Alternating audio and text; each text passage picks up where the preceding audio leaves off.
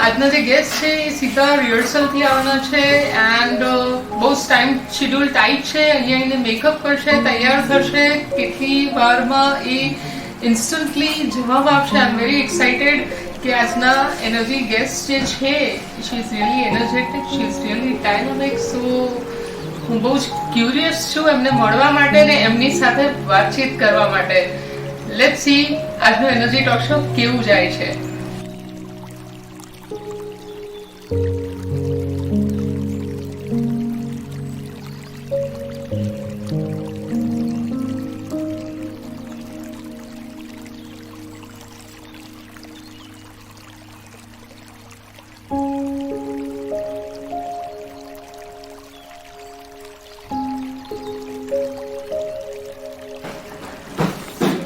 Ma'am, great to know તમે rehearsal થી directly આવ્યા અને with your so much busy schedule you are here, so thanks for that. But હું generally એક point observe કરી રહી છું કે તમે તમારી બધી ફિલ્મ્સમાંથી મોસ્ટલી વુમન સેન્ટ્રિક ફિલ્મ્સને વધારે પ્રેફરન્સ આપો છો.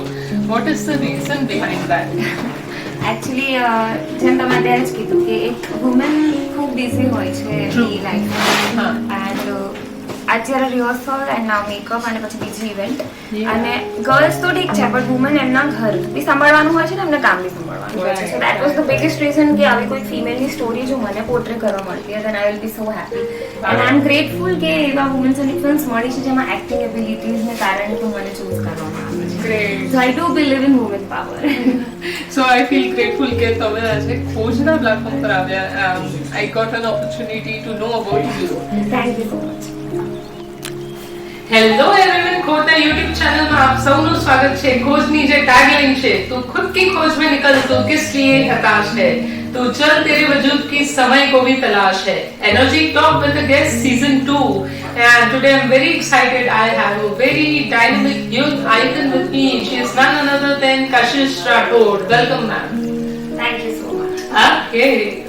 હું દર્શકોને જણાવવા ઈચ્છીશ મેમ કે આપ આટલી નાની એજે acting, then singing, then social activity, then lots of things. How come? Was it your dream to become a multifaceted personality? Was it a motivation from somewhere? Absolutely. Actually, તમારી લાસ્ટ લાઈનમાં જ ક્યાંક ને ક્યાંક મારી લાઈફ જર્ની છે. Okay. Firstly thank you so much જેટલા બી લોકો સાંભળી રહ્યા છે. All the youth icons there. I really want કે તમે લોકો રિલેટ કરો, get inspired, get motivated and do what you feel. તમને જે પણ કરવાની ઈચ્છા હોય just follow your dreams. Yes, so to your question. I was an architect. I graduated from Nirma and Great. then I did my masters and Okay. I am gold medalist in both of them. Okay. But besides that, actually, Swaralaya the club has raised me. એમને મને singing કે મ્યુઝિકનો મોકો આપ્યો હતો. Okay. Okay. સો મારી journey singer તરીકે એની શરૂઆત થઈ હતી. Okay. અને એની પાછળનું બહુ જ મોટું કારણ ક્યાંક ને ક્યાંક રાની રાઠોડ છે જે મારા હોમ છે.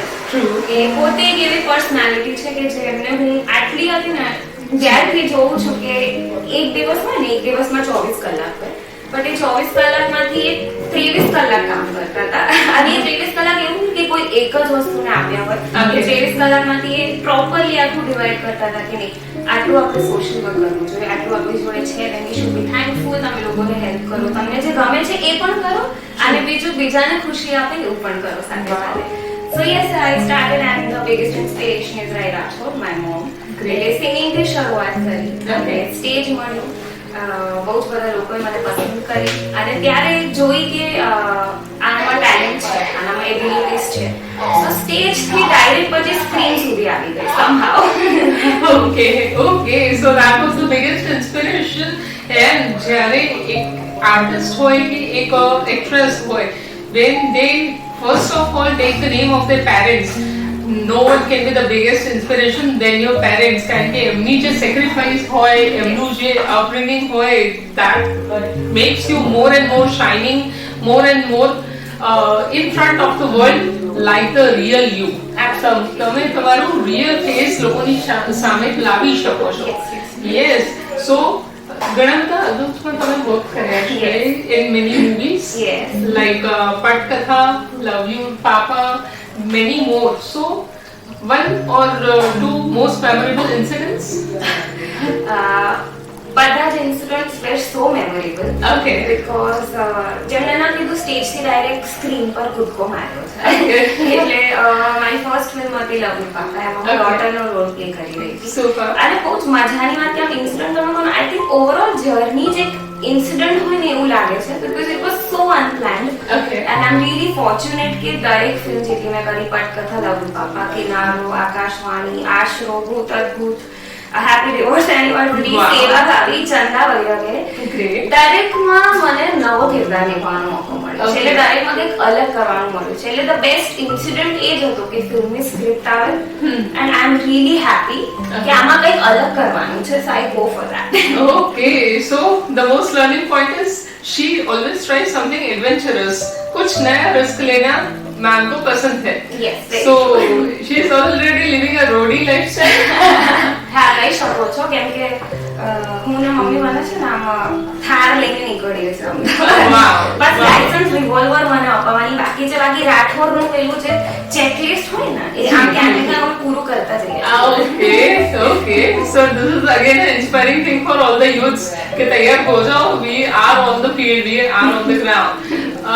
Next question I would like to ask is you are also a social activist and काफी सारे इवेंट्स में देखा है आपको वो બધા જગ્યાએ જોયા છે તમને બહુ નાની એજ થી સોશિયલ એક્ટિવિટીઝ માં you are helping lot of people.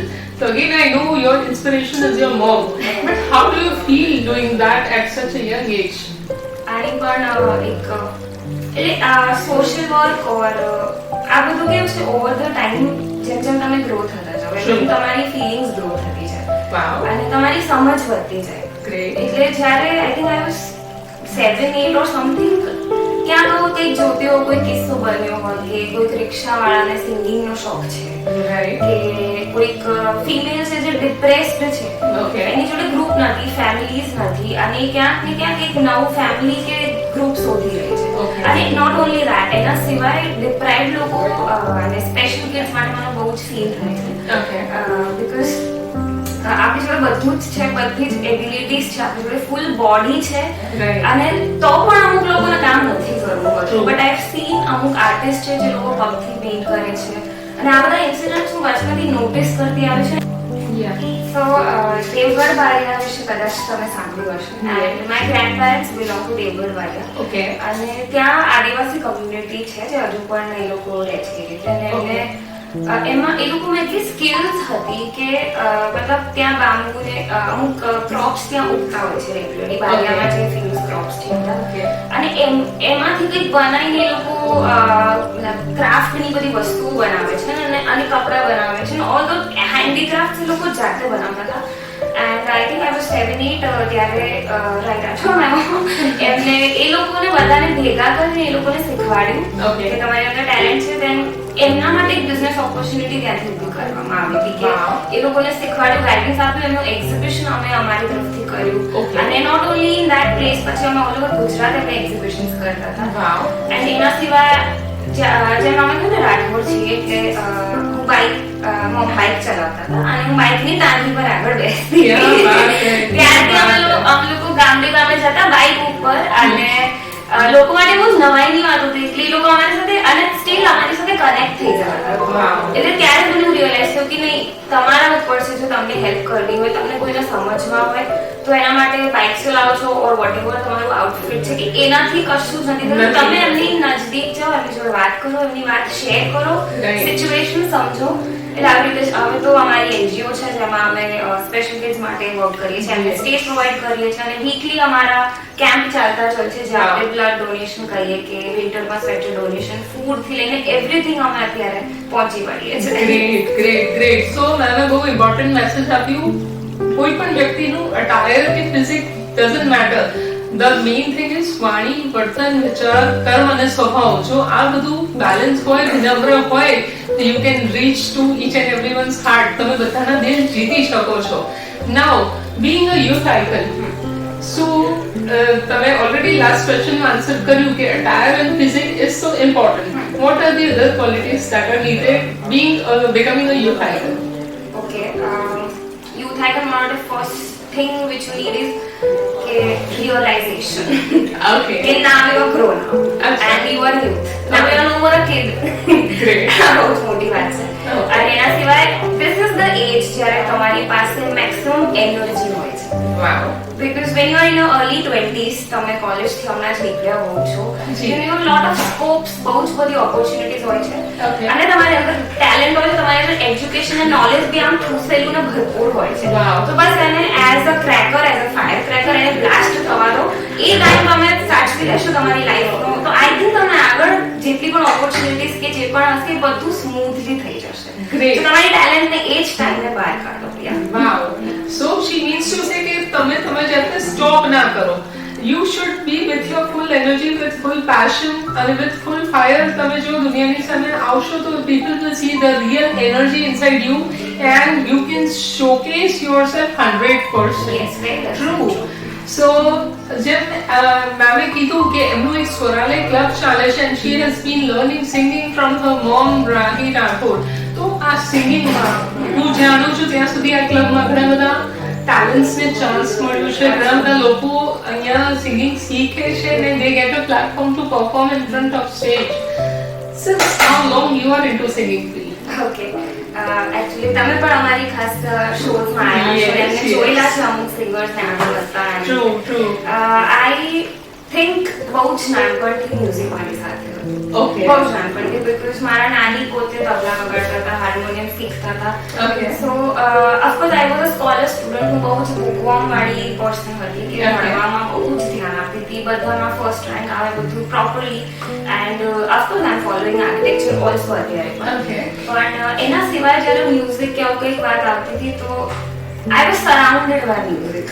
Wow. એટલે ક્યાંક ને ક્યાંક નાની મોમ એન્ડ દેન અને જેટલા નવા લોકો અમારી ક્લબમાં જોડાતા ગયા એ લોકોએ શીખવાડ્યું. એમાં આઈ થિંક બંકિમ પાઠકજી છે, અરવિંદ મેઘરાજી છે, Okay. પછી યોગેશ ગઢવી બાપુ, એ બધા એ બહુ જ નાની હતી, લિટરલી બહુ જ નાની હતી.